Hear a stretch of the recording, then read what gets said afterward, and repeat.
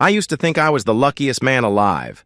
20 years of marriage, 2 kids who respected me, a wife who never asked for anything unreasonable.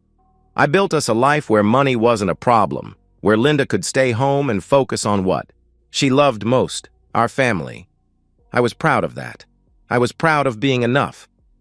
Every morning I leave the house at 6:30 sharp, kiss Linda on the forehead while she's still half asleep, grab my coffee from the counter where she always leaves it, black with 1 sugar. The drive to the engineering firm takes 45 minutes through suburban Connecticut traffic, but I don't mind. It gives me time to think about project deadlines, budget allocations, the normal concerns of a senior engineer who's worked his way up from drafting tables to corner offices, home by 6 most nights. Linda has dinner ready. Nothing fancy, but always hot, always waiting.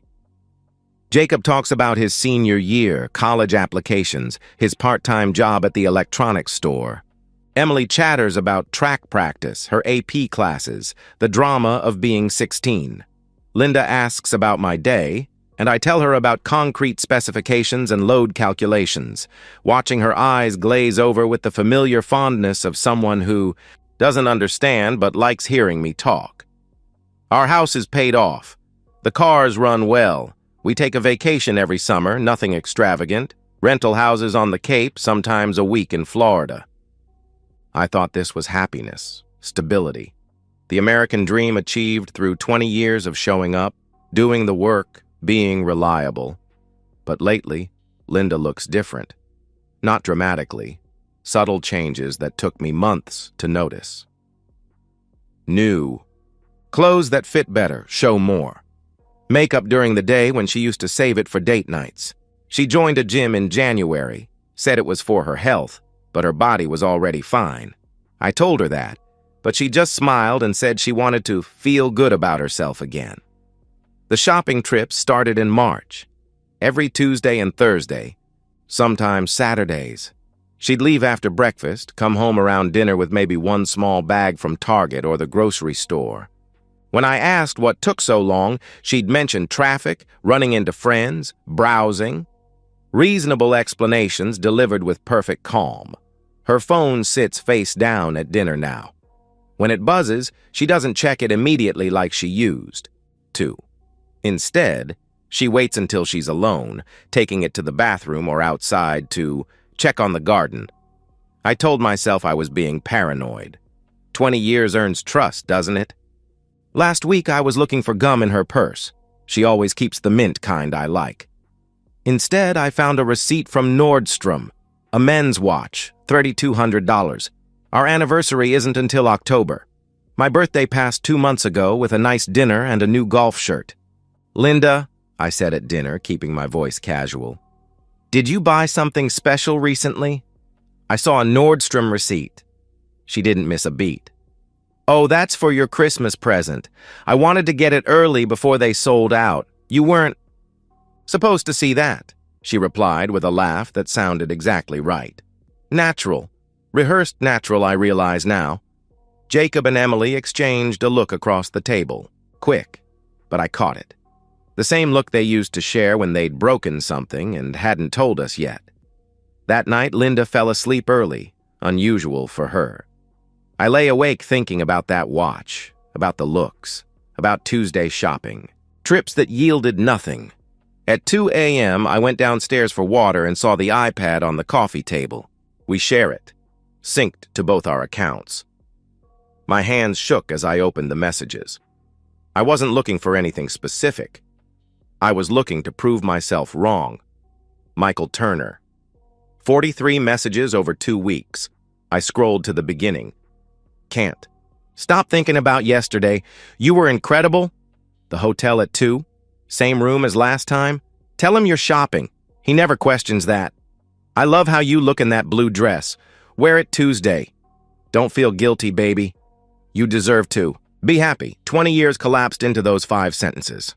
I sat in my dark living room, reading how my wife planned her deceptions, how she laughed about my trusting nature, how she called me sweet but boring to a man who was boinking her in hotel rooms while I calculated load-bearing walls and thought about retirement plans.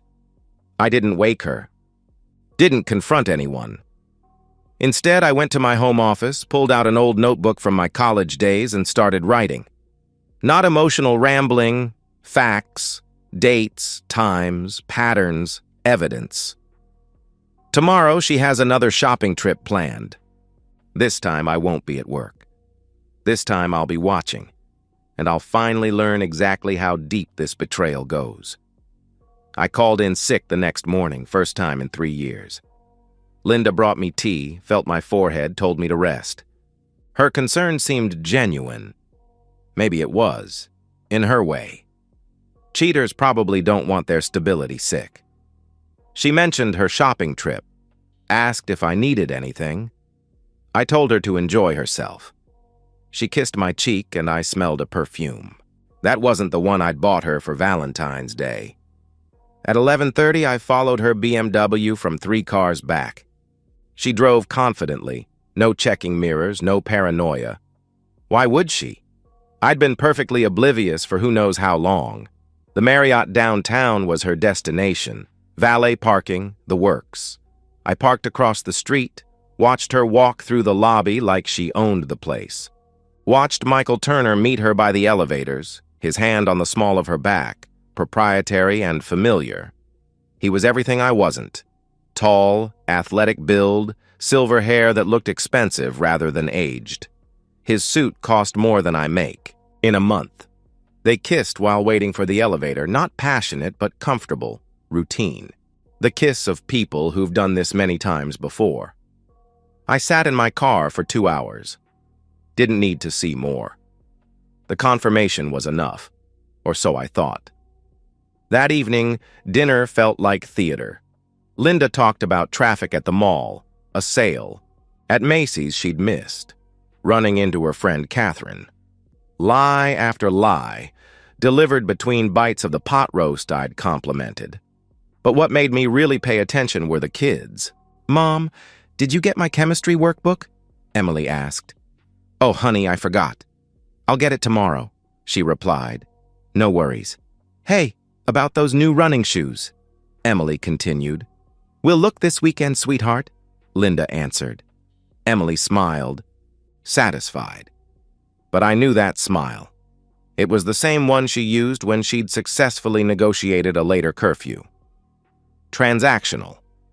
Jacob was less subtle. "Mom, did you have a chance to swing by Best Buy? That graphics card I showed you?" he asked.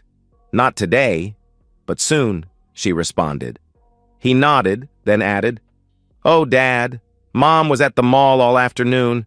Saw her car in the parking garage when I was getting lunch with friends." An alibi. My 17-year-old son was providing his mother with an alibi. Later, while Linda showered, I stood outside Jacob's room.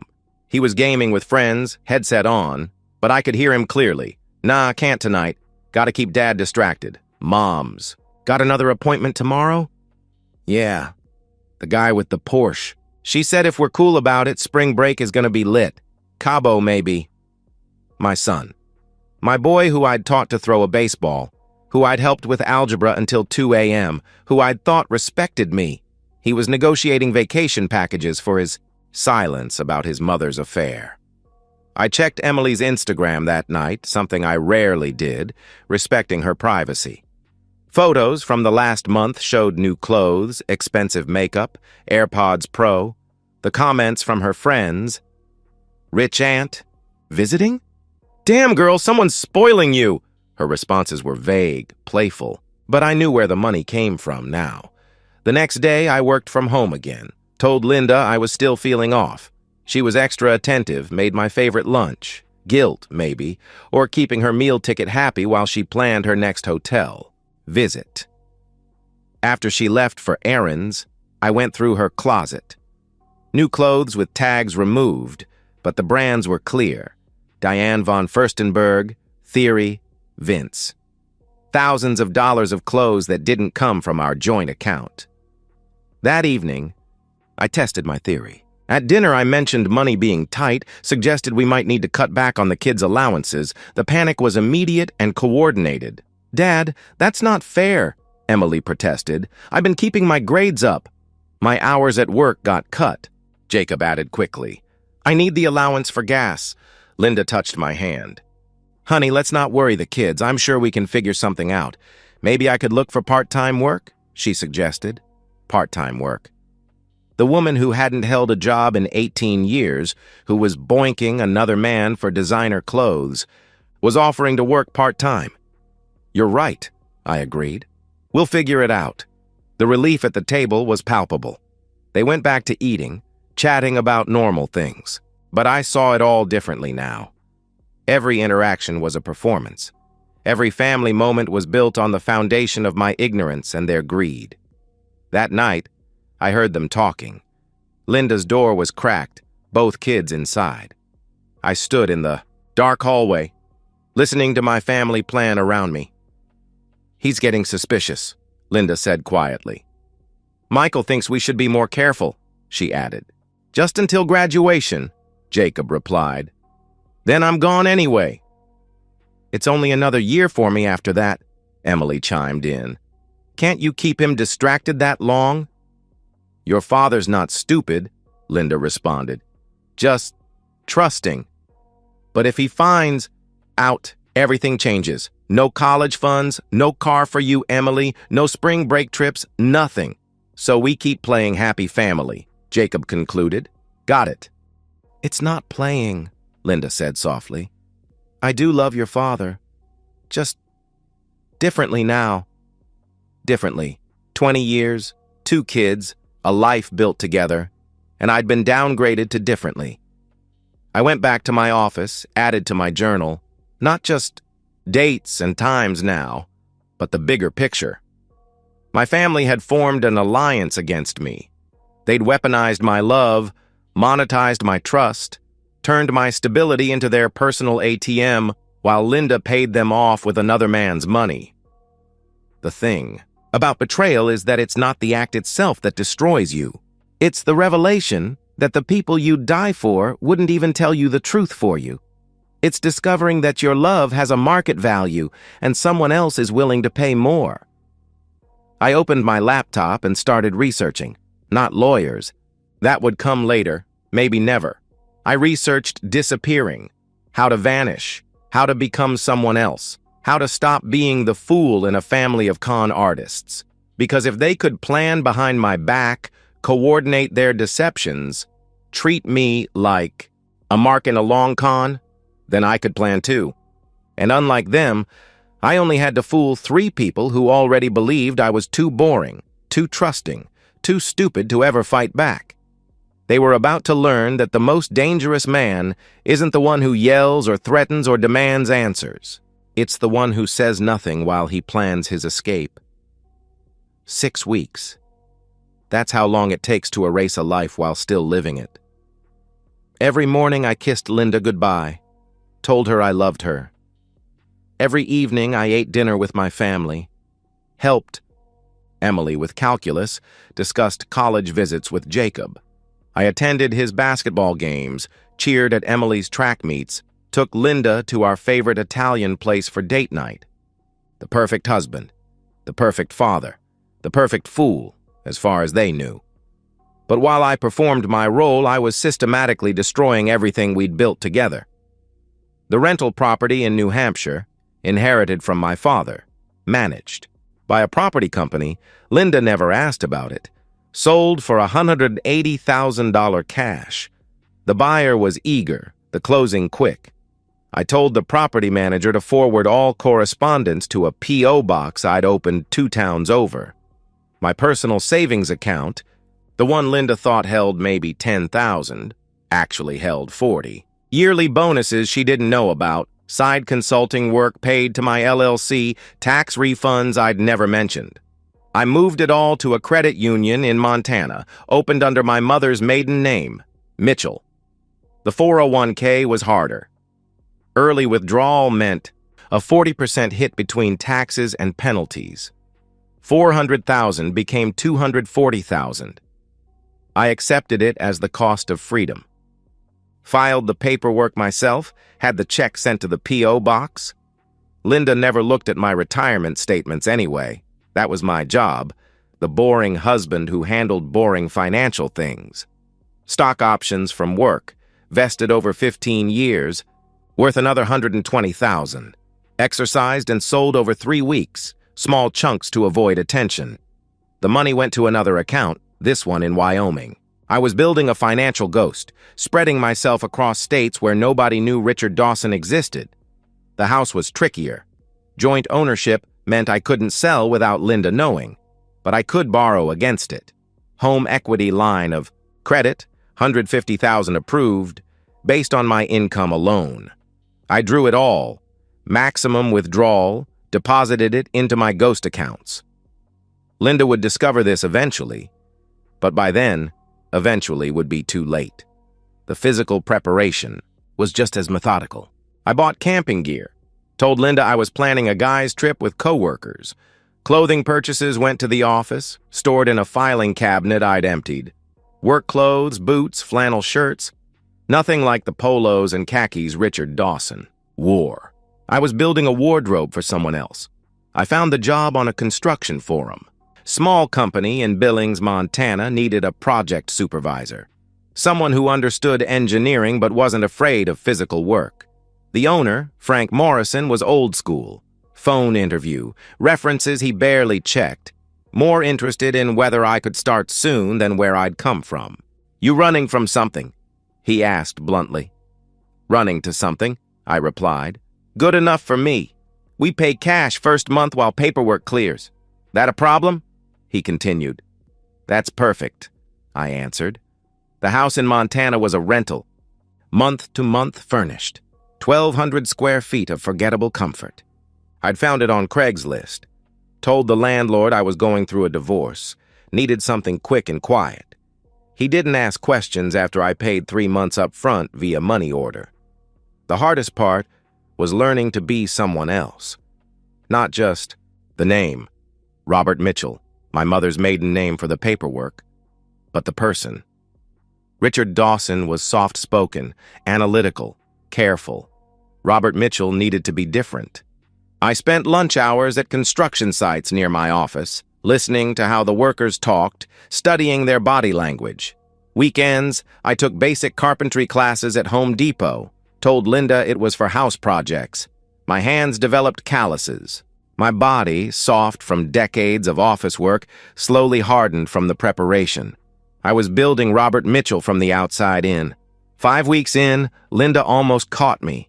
Came home early from one of her shopping trips, probably Michael had to cancel, and found me organizing paperwork in my office.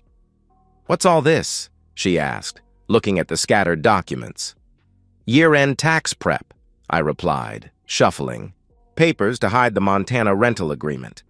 "Getting a head start," she laughed. "In October?" "You're getting more boring in your old age, Richard," she teased. Boring! There it was again.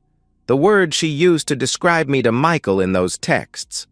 I smiled, kissed her forehead, told her she was probably right. She left me to my boring. Paperwork. Went to text on her phone in the bedroom. Face down on the nightstand when she was done, like always. The final week was surreal. Knowing it was the last time for everything gave ordinary moments weight they'd never carried before. The last time I'd mow this lawn. The last time I'd fix Emily's bike. The last time I'd watch TV with Jacob, pretending to care about whatever show he was into. I wrote 3 letters, sealed them in separate envelopes. One for Linda, one for Jacob, one for Emily. Simple, direct. I know about Michael. I know you. All new. I know about the money, the lies, the alibis. I'm not angry anymore. But I'm done. Don't look for me. You won't find me. The house has a lien against it now. My parting gift to help you start your new life. The car is paid off. The utilities are current through next month. After that, you're all adults. Even you, Emily. You chose to be when you chose money over truth. Live with your choices. I'm living with mine. The morning of my disappearance was ordinary. October 15th, unseasonably warm. Linda made French toast, my favorite. The kids actually came down for breakfast, both of them cheerful. Jacob talked about his basketball season starting soon. Emily mentioned a boy she liked. Linda touched my hand while pouring coffee, and for a moment, Just a moment. I remembered why I'd loved her. Then her phone buzzed. She glanced at it, smiled slightly, put it face down. Michael, probably, confirming their afternoon plans. "Big project today," I told them. "Might be late." "Take your time," Linda replied. "I've got book club tonight anyway." Book club. That's what she called it. Now, I hug my kids goodbye. Jacob, 6'2" now, still let me pull him close. Emily kissed my cheek, told me she loved me. Maybe she did, in whatever way she understood love, as something transactional, conditional, sellable. I kissed Linda last, held it a second. Longer than usual. She noticed, smiled, made a joke about someone being frisky. I told her she was beautiful because she was. Beauty and betrayal aren't mutually exclusive. Sometimes they come in the same package, wrapped in 20 years of shared history. I drove to work, parked in my usual spot, cleaned out my desk during lunch, told my secretary I was taking personal items home to make room. Nobody questioned it. Why would they? Richard Dawson had worked there 18 years without a single unexplained absence. At 3 p.m., I sent an email to my boss. Family emergency, would need extended leave, would be in touch about timeline. Vague enough to buy time, specific enough to avoid immediate concern. I drove my car to the bus station, parked in long-term parking, left the keys in the glove compartment with the letters. Someone would find it eventually, after Linda reported. Me missing. The letters would explain everything and nothing. The bus to Chicago left at 4:15. I sat in the back, baseball cap low, just another tired commuter. At Chicago, I switched to the Montana line, paid cash, gave a fake name for the manifest. Watched Illinois become Iowa, became South Dakota, became my new life. My phone stayed on until Cleveland. I watched the family group chat continue normally, emoji reactions, dinner plans, reminders about homework. At 7 p.m., Linda texted, "Running late from book club. Order pizza?" I turned the phone off, removed the SIM card, dropped both in separate trash cans at the rest stop. Richard Dawson's last digital breath exhaled into an Ohio garbage bin. By midnight, I was halfway across the country. By morning, Linda would wake to an empty bed and assume I'd gone to work early. By afternoon, she'd start to wonder. By evening, she'd call my office, learn about the family emergency email. She'd try my phone, find it dead, check my location, find it last pinged in Cleveland. By the time she found the car, found the letters, understood what had happened, I'd be Robert Mitchell sleeping in a furnished house in Billings, Montana, ready to start work on Monday, ready to build something with my hands instead of my heart.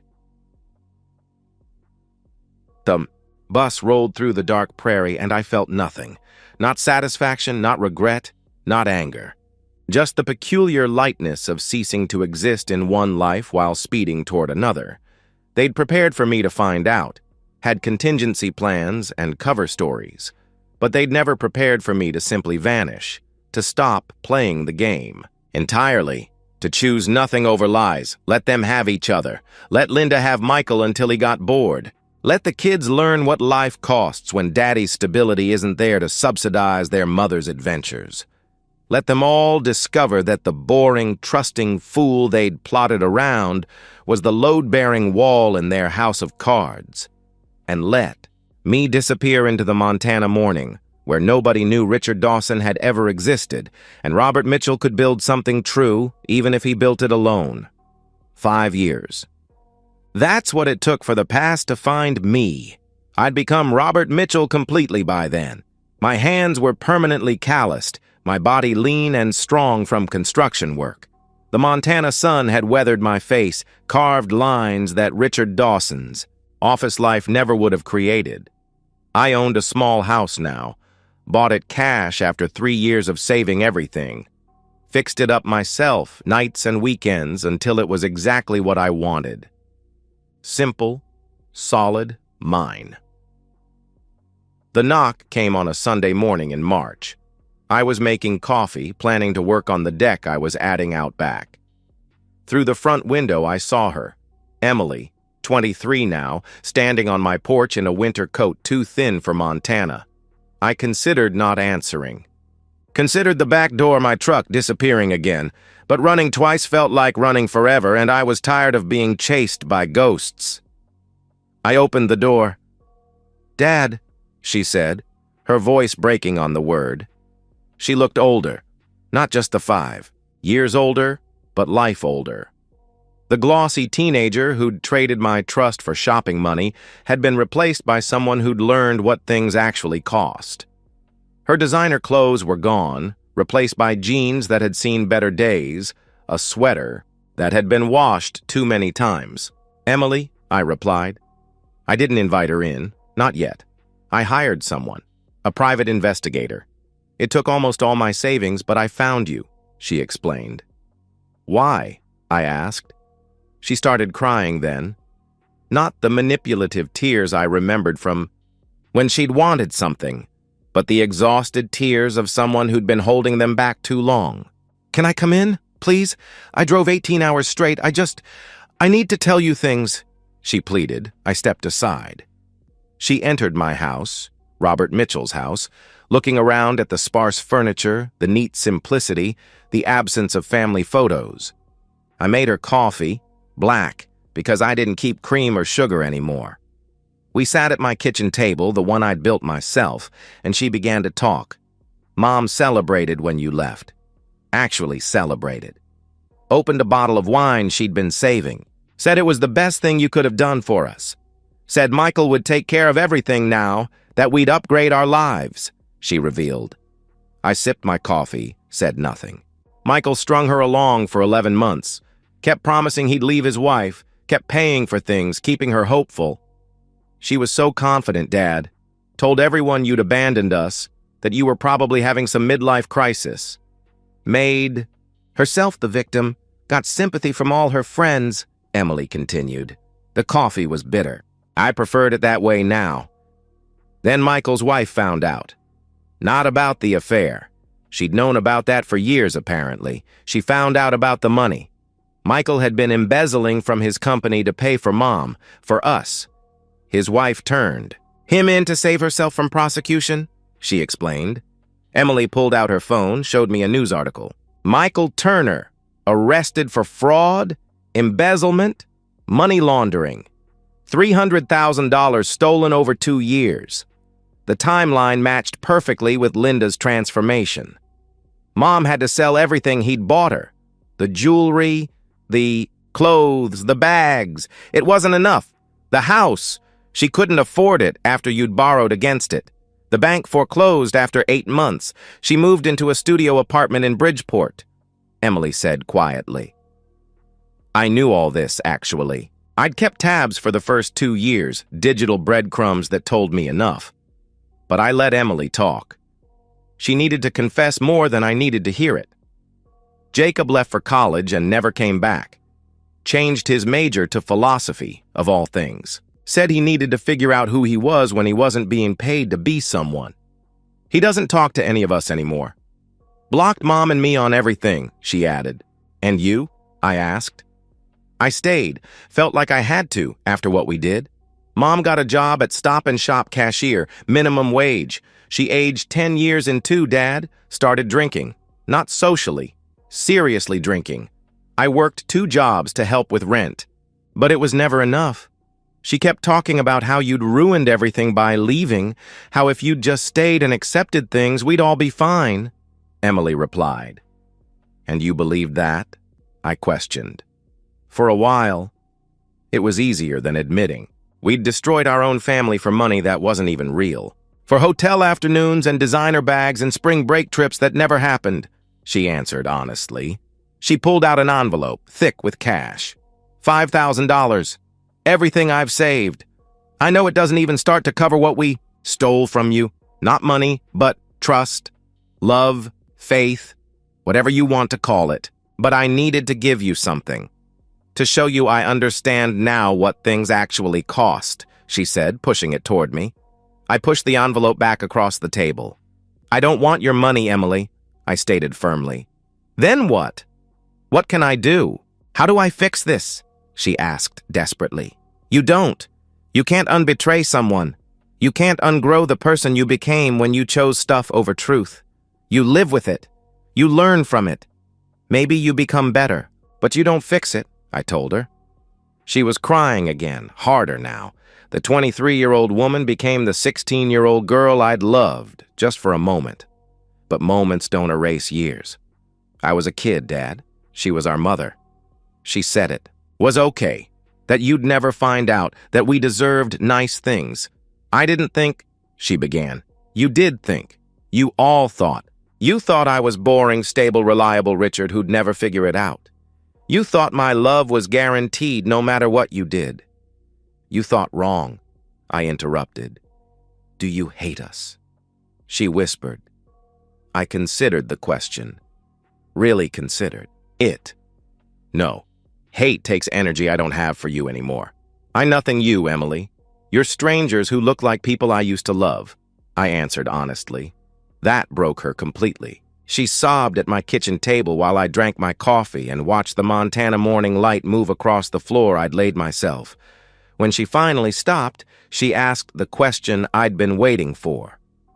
Mom's sick. Liver disease from the drinking. She needs help, Dad. Medical bills, treatment. She started. She needs Michael. Oh, wait, he's in prison. She needs her children. Oh, wait, one abandoned her and the other can barely afford gas to Montana. She needs the husband she betrayed. Oh, wait, he doesn't exist anymore. I cut her off. You're still my father, she protested. Richard Dawson was your father. Richard Dawson died 5 years ago in a bus station in Cleveland. I'm Robert Mitchell. I build houses and fix roofs and date a kindergarten teacher named Sarah who thinks I'm a widower because that's easier to explain than the truth. I corrected her. Emily pulled out a photo from her wallet. The last family photo we'd taken. All 4 of us at Jacob's high school graduation. We looked happy. We looked perfect. We looked like liars, which 3 of us were. Don't you miss us at all? She asked softly. I miss who I thought you were. But those people never existed. They were characters you played while spending Michael's embezzled money. I can't miss something that wasn't real, I replied. She left. The photo on my table stood to leave, defeated. At the door, she turned back. For what it's worth, the private investigator said you did it perfectly. The disappearance. Said most people leave trails, but you just stopped. Like you'd practiced, she said. I had good teachers. A family of con artists taught me how to be someone else, I responded. We weren't con artists, Dad. We were just, she began. Selfish. The word you're looking for is selfish. And that's worse than being con artists. Con artists at least admit what they are, I finished. She left then. Drove away in a beat-up Honda that had seen better days. Left the photo. On my table, left the money despite my refusal. Left me with the confirmation that my revenge had worked exactly as intended.